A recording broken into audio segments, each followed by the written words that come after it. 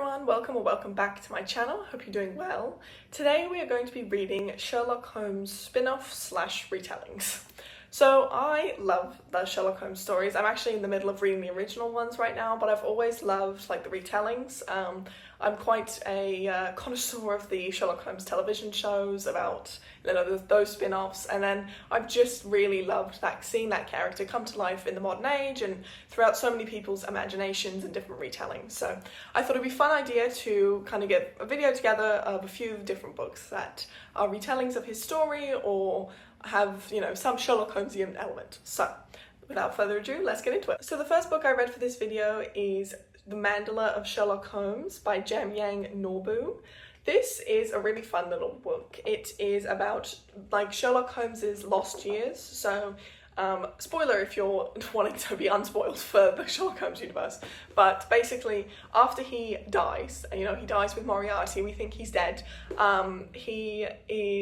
Goes off, we find out later that he's not actually dead, and he's been going through Tibet and the Himalayas hunting down Moriarty's like agents. So this is following those years. So it was really interesting. I enjoyed it from the beginning. It took me about a day to read. It's pretty short. I think it's like 250 pages. But the foreword was really fun. Like it kind of set it up as like, oh, it's my grandfather that wrote this. I found it. And that was a really fun element.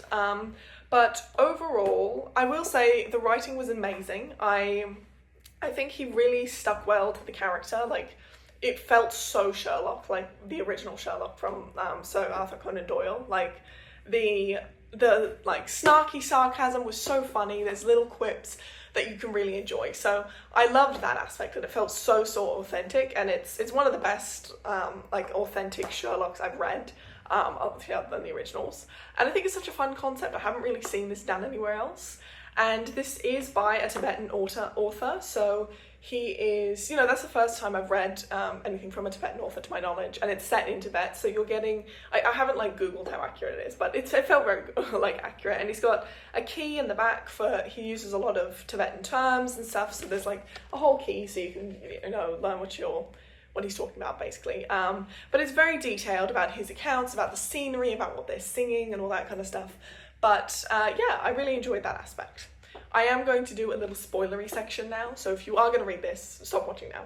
But if you're not, I can't not talk about it without the spoiler, so I apologise. But yeah, so I was reading through this book. It was a solid like 4.5 stars. I was loving it.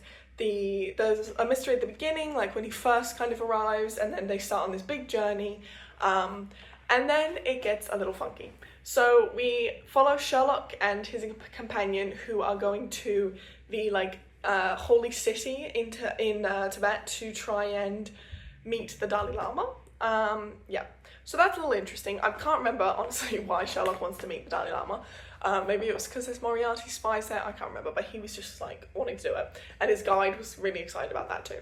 But they go to meet the Dalai Lama, and we find that Moriarty is not actually dead, he's alive.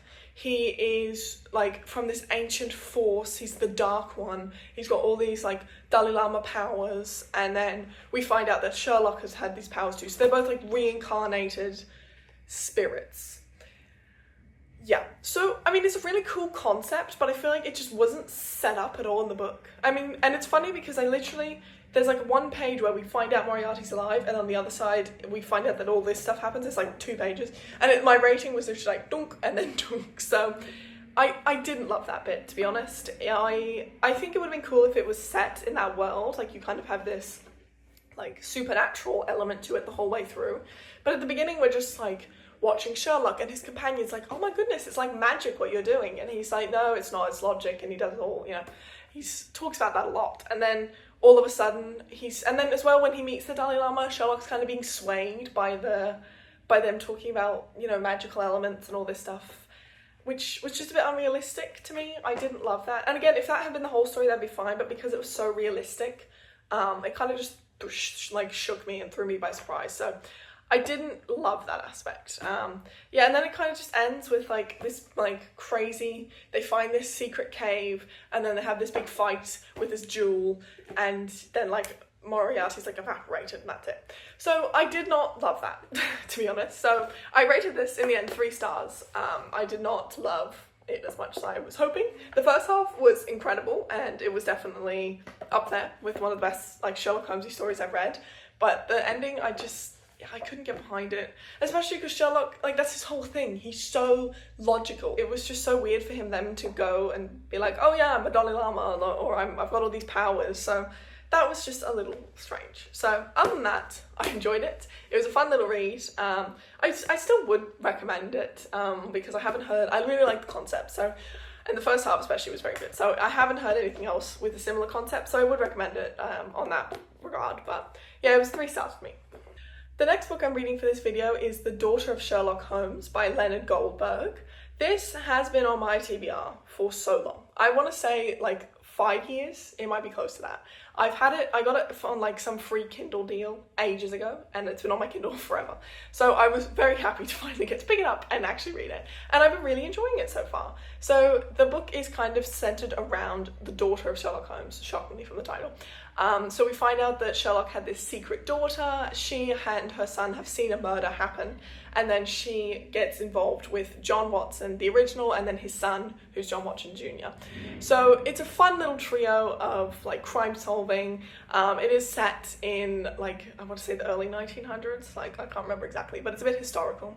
And it really reminds me of Heather Redmond's like A Dickens of a Crime series, which I read earlier this year and the end of last year, which I really enjoyed. It was a fun little book to kind of read through and have a bit of a fun little moment where you're just like, oh, it's historical fiction. There's a woman who's, you know, got these great detective skills but isn't allowed to be out without her husband, that kind of thing. So I mean, this one isn't as, the Dickens one's focused more on that, this doesn't really, but it's still a lot of fun to see her just go, yes, actually, this is how this is going to go, and people are like, no, you're a woman, you can't actually come in here. So that's kind of a fun thing to see that unfold, and then there is a bit of a romance between her and John Watson, which is fun. But yeah, I'm really enjoying it so far. I'm about halfway through. I've been listening to the audiobook, which has been amazing. It reminds me again a lot of the Dickens of a Crime ones, because I listen to those as well, and the narrator is very good, so I would highly recommend the audiobook. But yeah, I'm about halfway through right now, and it's not a crazy mystery or anything, but the narration's really fun. It's fun seeing the deductive reasoning that people pick up on, or that she picks up on. You know, there's a little clue and then she explains it. But I do find with these, they can get a bit repetitive. Like, you don't really get a chance to figure it out yourself. She just kind of over explains every clue, and she can be a tad condescending, which I don't hate, but it's just, it gets a bit annoying because it's like, oh, okay, yes, she's magical. We not magical, but yes, she's amazing. We know that she can figure this stuff out. She's got this memory, you know, oh, this is crazy. And then both the Watsons are like, oh my goodness, it's like Sherlock's really here. I think like John Watson Sr. said that about 80 times so far. But other than that, I'm really enjoying it. I also didn't realize it was a series before I started it, which I'm not good at not finishing series, and it's like 6 books, I think. So we'll see if I continue it, but so far I'm really enjoying it. Yeah, as I said, about halfway through, a little over halfway through. But yeah, I will check in with you guys when I have an update. I finished The Daughter of Sherlock Holmes by Leonard Goldberg, and I really enjoyed it. I am giving it 4 stars. I ended up loving this book. It was a lot of fun. I enjoyed the historical context. I think I really enjoy the Sherlock Holmes retelling in a kind of historical setting, and then as well with the gender twist. I just always love that in the shows as well. It's a lot of fun. But yeah, it was a lot of fun watching Joanna and the 2 Watsons kind of figuring out what was going on and, you know, unraveling this whole mystery. I believe it's a Sign of 4 retelling, if I can remember correctly, which was fun seeing this author's twists on that classic Sherlock mystery. And then as well, they did figure out, or they kind of theorized who was behind the murder really early on. So a lot of the book was actually them kind of figuring out little puzzle pieces and unraveling little mysteries to figure out how to prove it was him, because he was in a position of power, so they couldn't just go and accuse him. So that was fun, seeing that kind of aspect. I'm hoping in some of the other books we'll get to see them kind of figure out who the person is throughout the whole book. But it was a lot of fun. I highly recommend it. If you like A Dickens of the Crime by Heather Redmond, and if you like Stalking Jack the Ripper by Kerry Maniscalco, I think you'll probably love this series. It's kind of that intelligent woman in historical setting kind of book, which was really fun. So yeah, despite adding another series to my list of currently reading series, I'm very happy with this read. The next book I'm reading for this video is The Baker Street Letters by Michael Robertson. So I actually picked up the second in the series without realising it. So this book and the first book actually got like a library jumble sale for like $1 each. So I was pretty excited about this, but it is the second in the series. So I had to read the first one first. But from what I can tell, the first one is about these two brothers who are lawyers, and they've set up a law firm at 221 Baker Street. So it's set in modern day, and they have this law firm there, and this is their address, and then this little girl sees a murder happen and needs help, and so she writes to Sherlock Holmes addressing it to 221B. So they kind of pick up the reins and try and help her out and solve this murder. So I think that's going to be pretty fun. I've just started reading the first chapter. Already the writing is a little interesting. I haven't even finished the first chapter, so I'm trying to give it the benefit of the doubt. But it's a bit like, he said this to her, and then she said this to him, and we've got like 8 problems that have already been arisen in like the first 10 pages. So I'm hoping it improves, but I'm not entirely optimistic as yet. But I will check in with you guys about that when I have an update. I have finished The Baker Street Letters by Michael Robertson, and I'm giving it 3.5 stars.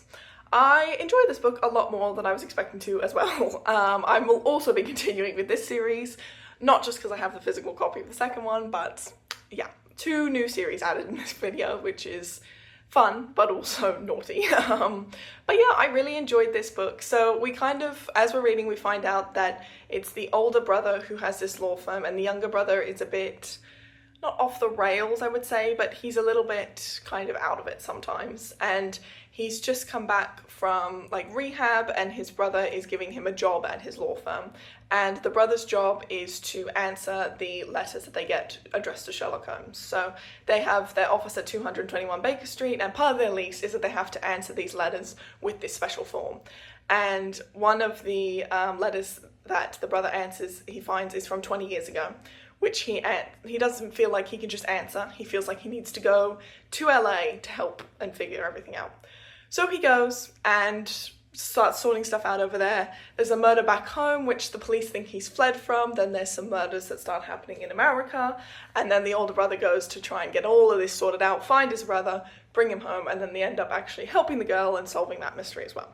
So it was a lot of fun. It was a lot of like different pieces. I will say at the beginning, I said I was a little bit scared about the writing. Some of the writing is a little bit funny. I'm not sure if the author is English or American, but some of the writing for like the British dialogue and characters it's a bit archaic, which is quite funny, and very much like kind of stereotypical stuff.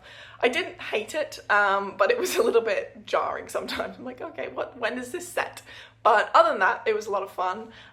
There's a little kind of, not romance really, but a romantic interest which kind of causes some drama, which will be interesting to see how that unfolds in later books in the series. But yeah, I really enjoyed it overall. It's a fun little read. I'm glad I listened to the audiobook. It was a really nice narrator. So if you're gonna read this, I would also really recommend the audiobook. But yeah, I highly enjoyed this one. Alright, that is it for today's video. I hope you guys enjoyed. If you did, consider hitting like or leaving me a comment down below. And if you'd like to see more content like this from me in the future, hit subscribe. My Goodreads and Bookstagram links are always in the description below. And I hope to see you guys again in another video soon. Bye!